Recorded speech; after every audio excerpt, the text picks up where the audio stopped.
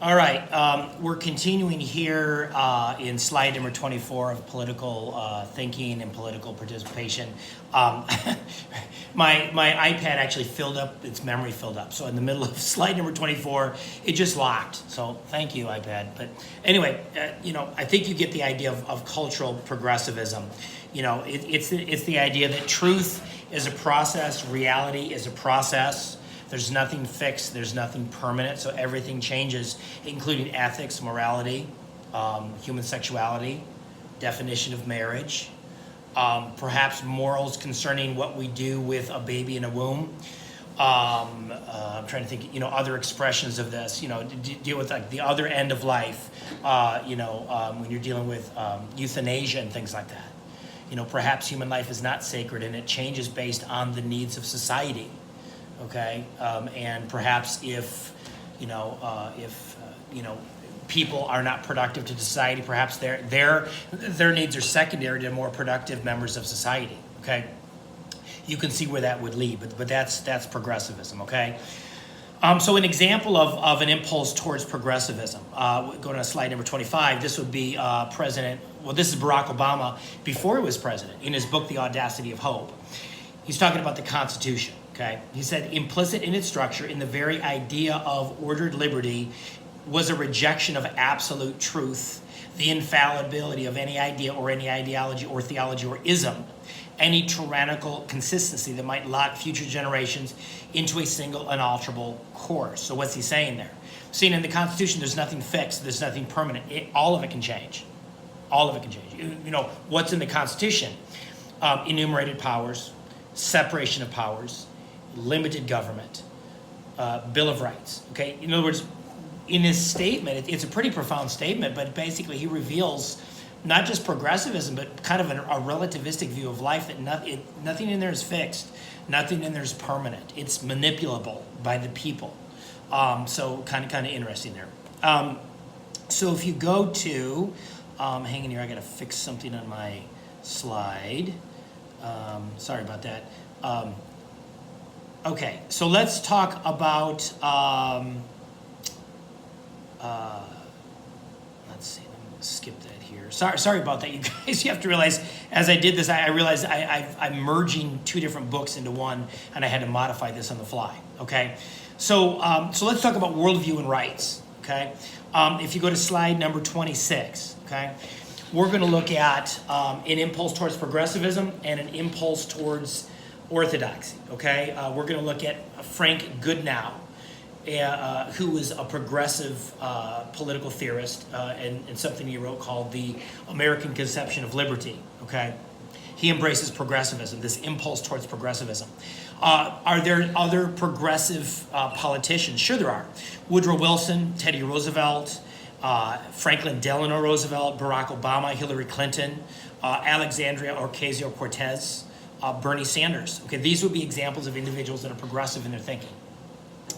And then there's orthodoxy, okay, conservatism. Okay, we're going to look at Calvin Coolidge and his inspiration of the Declaration of Independence. Okay, examples of politicians or statesmen that were or are conservative or embrace orthodoxy. The Roman statesman Cicero, George Washington, Thomas Jefferson, James Madison, Abraham Lincoln, Calvin Coolidge, okay, Ronald Reagan. Okay, these would be examples of statesmen, politicians, presidents that embrace this impulse towards conservatism or orthodoxy, where there's a seamless continuity between traditions, morals, and ethics throughout the generations, and that even again, as you move forward, you need to be anchored to those, even as you move forward, okay? So let's look at Frank Goodnow, okay? Frank Goodnow, who was he? He was president of Johns Hopkins University. I'm on slide number 27. He was the first president of the American Political Science Association.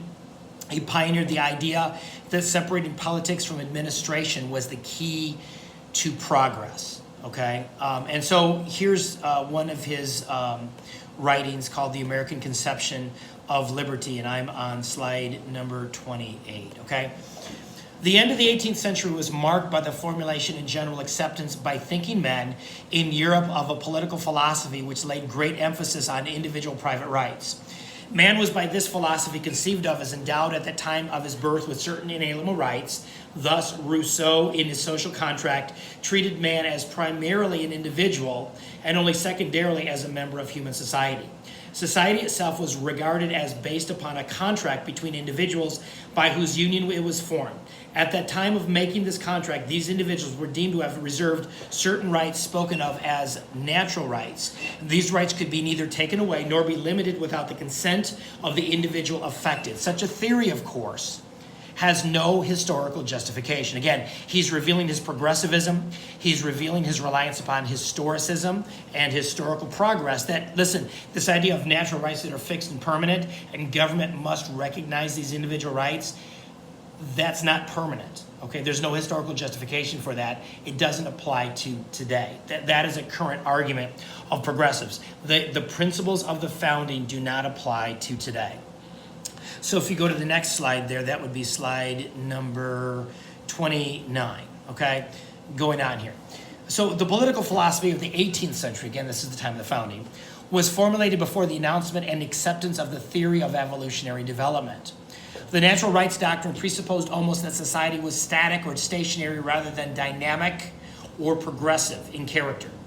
It was generally believed that at the end of the 18th century that there was a social state which under all conditions and at all times would be absolutely ideal. The rights which man had were believed to come from his creator. These rights were consequently the same then as they once had been and would always remain the same. Natural rights were in theory thus permanent and immutable.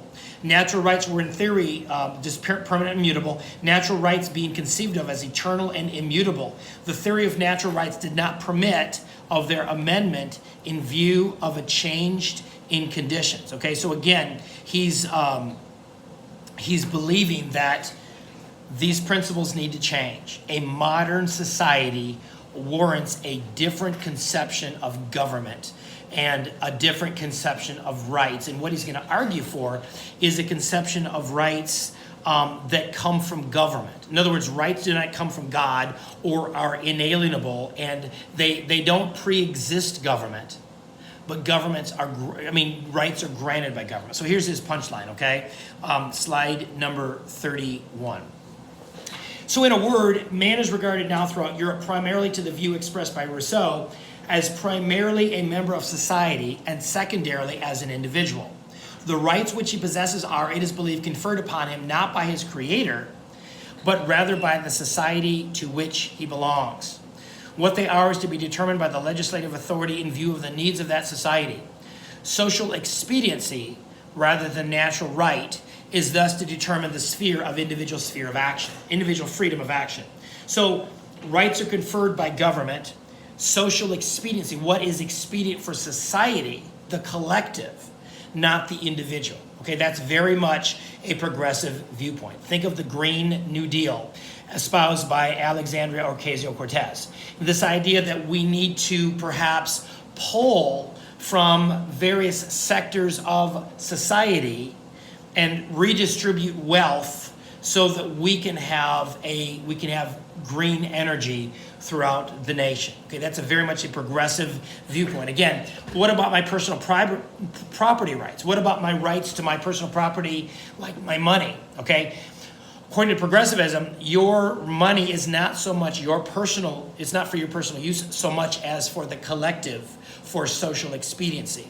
If it's socially expedient for government to be expanded larger, to perhaps reach into certain pockets or pocketbooks or businesses, or if you will, to pull from for social expediency, it might. So it tends to disregard individual rights, okay? So that's progressivism, okay? Moving on, if you go to slide number 32, you can see an example of conservatism or orthodoxy, okay? This is from Calvin Coolidge, the 30th president of the United States. He rejected progressivism. Again, Calvin Coolidge his presidency followed President Harding, okay? And President Harding's presidency followed Woodrow Wilson's. And so you had between Theodore Roosevelt and then Woodrow Wilson, well, Taft, and then Woodrow Wilson, you had progressive presidents, you had progressive ideas, okay? After World War II, or World War I rather, the nation was tired of it. okay? And so Harding ran on kind of an anti-progressive agenda, and so did Calvin Coolidge, okay? And so we're going to look at something he wrote. This is called The Inspiration of the Declaration of Independence, that was written on he gave the speech on July 5th, 1926, okay? So look in your slides here at slide number 33, okay? Again, think orthodoxy, an adherence to something that's of a continuity going on, okay? Some things are permanent. Some things are final. Some things don't change, okay? You don't progress beyond these things. In fact, to progress beyond these things, you'll actually go backwards, is basically his argument. So he says this, but when we come to a contemplation of the immediate conception of the principles of human relationships which went into the Declaration of Independence, we are not required to extend our search beyond our own shores. They are found in the texts, the sermons, and the writings of the early colonial clergy who were earnestly undertaking to instruct their congregations in the great mystery of how to live. They preached equality because they believed in the fatherhood of God and the brotherhood of man. They justified freedom by the text that we are all created in the divine image, all partakers of the divine spirit. Okay, go to slide number 34.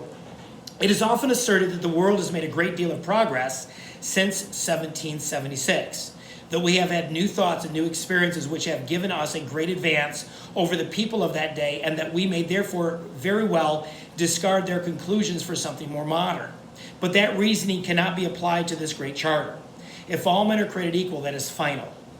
If they are endowed with inalienable rights, that is final. If governments derive their just powers from the consent of the governed, that is final. Next slide. No advance, no progress can be made beyond these propositions. If anyone wishes to deny their truth or their soundness, the only direction in which he can proceed historically is not forward, but backward, toward the time when there was no equality, no rights of the individual, no rule of the people. Those who wish to proceed in that direction cannot lay claim to progress. They are reactionary. Their ideas are not more modern, but more ancient than those of the revolutionary fathers, okay? So there you have it. That's conservatism, okay?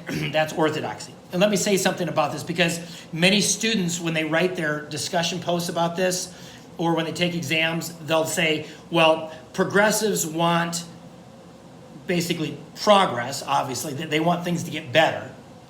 But conservatives or orthodoxy wants things to stay the same, okay? And that's only half true, okay? Conservatism or orthodoxy has no problem with progress. They have no problem with technological advances and scientific advances, okay? And economic advances, okay? But as you advance, you stay anchored to some things that are fixed and permanent, okay? That's what Coolidge was saying. He said, listen, we can't move beyond these things, because if we move beyond these things, we actually go backwards, okay? We actually get beyond equality. We actually enter an era where there is no equality. The government does not derive its just powers from the consent of the governed, but government can be as big as it wants. In other words, what Coolidge is arguing is you actually go backwards, okay, if you reject many of these founding principles, okay? So hopefully that makes sense to you. And again, as always, if you have any questions, please reach out to me, okay? Thanks.